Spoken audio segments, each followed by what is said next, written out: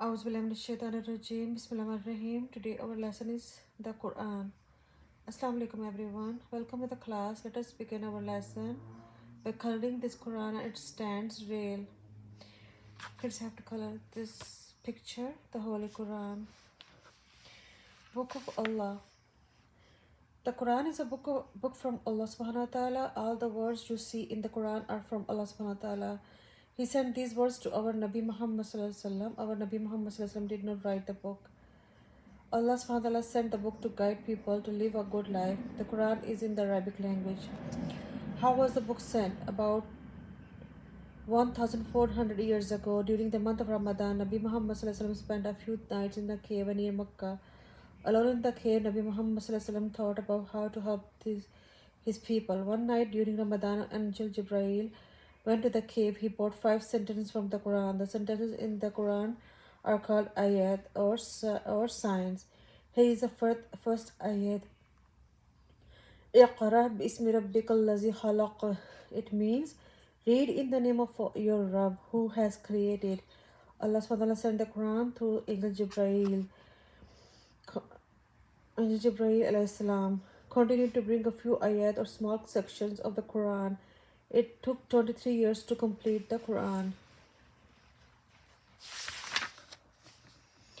Saving the Quran. Whenever Nabi Muhammad sallallahu alaihi wasallam received verses from Quran, he first memorized them. Then he asked his followers to write them down. The followers saved these pages continually the verses. The followers also memorized the Quran. In this way, the Quran was saved correctly. Organizing the Quran. For 23 years, thousands of ayats were sent to Nabi Muhammad sallallahu alaihi wasallam. But writing down the Quran was not enough. It also had to be organized. To organize means to arrange something in a certain manner. Angel Jibreel Islam advised Nabi Muhammad sallallahu alaihi wasallam on how to arrange Quran. Nabi Muhammad sallallahu alaihi wasallam arranged the ayat carefully. The Quran has 114 chapters. A chapter of the Quran is called a surah. Some surahs are short and some are long. Surah Fatiha is the first surah in the Quran. The Quran can be divided into 30 parts or juz. This is done to make reading easier. The last juz contain many short surahs. Many of the surahs that we memorize are in the last juz of the Quran. Some surahs came to the Nabi Muhammad sallallahu alaihi wasallam when he was in Mecca. Some surahs came to him when he was in Medina. Color the papers that have the correct answer. The total number of surah is in the Quran is 30, 140, 134. The correct answer is 114. The total number of juz in the Quran is 114, 72 or 30. So the total juz of Qurans are 30. That's 30 paras. Is the Quran correct? The Quran was sent to Nabi Muhammad sallallahu alaihi wasallam about 1400 years ago. Even though so many years have passed, the Quran is still correct. Every word in the Quran today is the same as it was before. No, it was before then. Not a single word of the Quran has changed in the last 1400 years. Allah subhanahu wa ta'ala protected from any changes.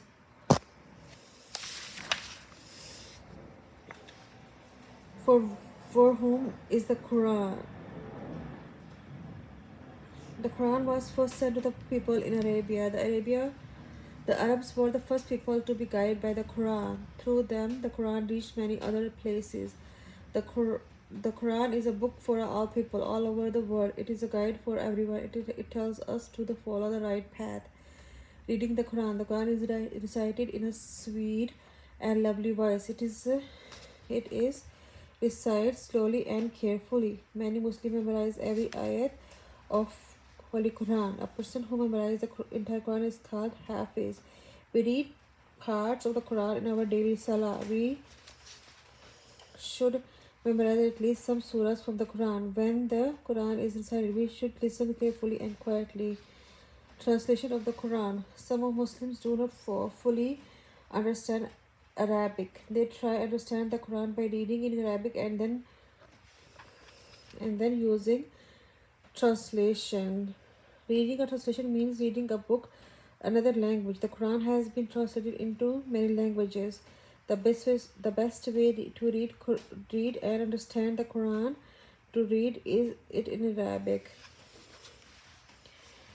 So here I have to tell you guys. So even if you read in Arabic, you can get a lot of rewards from Allah Subhanahu wa Taala. And some people they said, oh, we should have to know all the translation and then we have to read. Yes, that's good thing. We have to know the translation and then we also have to read Arabic too. But if you don't know translation, you just read Arabic, then it's fine too, because even alif lam mim, these are three words. So every word you can get 10 rewards. Alif lam mim, so you can get 30 rewards on one single word of Quran. So if you only read Arabic, that's fine too. No new book. Before Nabi Muhammad Sallallahu Alaihi Wasallam, Allah Subhanahu wa Taala sent books to many other Nabi. Those books were lost or damaged. Therefore, Allah Subhanahu wa Taala sent His final and complete message in the Quran. Allah Subhanahu wa Taala will not send any more books. The Quran is the final book from Allah Subhanahu wa Taala. Nabi Muhammad Sallallahu Alaihi Wasallam is the last Nabi. The teaching of Quran are the best teaching.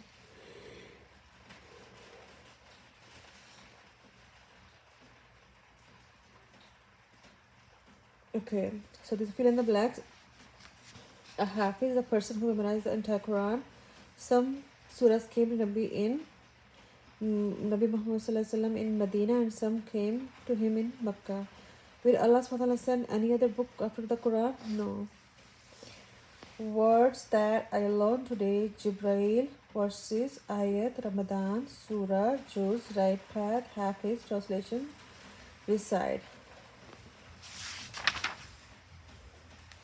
So these are the weekend learning. Draw a line from left to right. Okay, so these are the exercise. You have to do it yourself. It has Hadith and Sunnah. So Hadith and Sunnah. So these are the books: Sahih Bukhari, Sahih Muslim, Sunan Abi Dawud, Sunan Abi Majah, Sunan al-Shura, Sunan al-Tirmidhi. These are the books from Hadith, books of Hadith and Sunnah. Hadith and Sunnah. Nabi Muhammad Sallallahu Alaihi Wasallam lived hundreds of years before we were born. Many people listened to him carefully and watched his actions. They told others about what the Nabi Muhammad Sallallahu Alaihi Wasallam said and did. The saying of the Nabi Muhammad Sallallahu Alaihi Wasallam are known as Hadith. Many Hadiths were narrated by Nabi Muhammad Sallallahu Alaihi Wasallam family or close followers. They saw or heard many things that Nabi Muhammad Sallallahu Alaihi Wasallam did or said. Therefore, their narrations are included in Hadith. The way Nabi Muhammad Sallallahu Alaihi Wasallam lived and work is called the Sunnah. When we read the Hadith, we learn about the Sunnah. There are 6 books of Hadith. These 6 books have thousands of Hadiths. Why Hadith and Sunnah? In the Quran, Allah Subhanahu wa Taala says that the life and activities of Nabi Muhammad Sallallahu Alaihi Wasallam are beautiful examples. The 2 questions are: what are these examples? Where can we find them? The Quran mentions several important examples of our Nabi Muhammad Sallallahu Alaihi Wasallam activities. Some of these examples are brief, many others are not mentioned. In order to learn the details, we read the books of Hadith. These Hadiths tell us the things that Nabi Muhammad Sallallahu Alaihi Wasallam allowed us to do and the things that he told us to avoid. The books of Hadith are important for Muslims.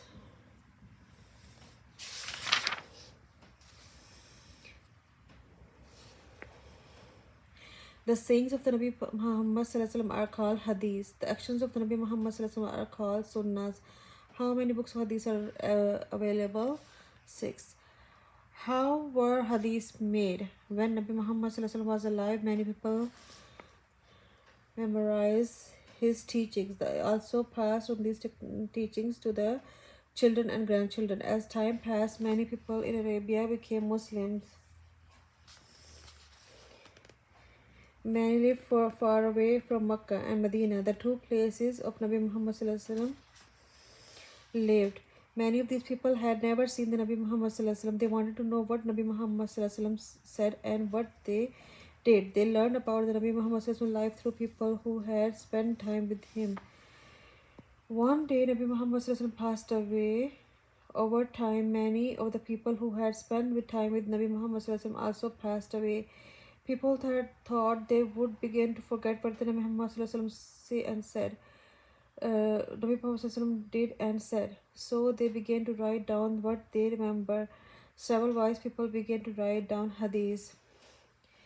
Imam Bukhari, a wise person named Imam al Bukhari, collected the hadiths that people remembered. More than one hadith is called ahadith. Imam al Bukhari spent his entire life collecting ahadith. He traveled to distant places and met people who knew ahadith. Some people told him false ahadith that Nabi Muhammad never said. Imam al Bukhari was very wise and found out which hadiths were correct and which ones were false.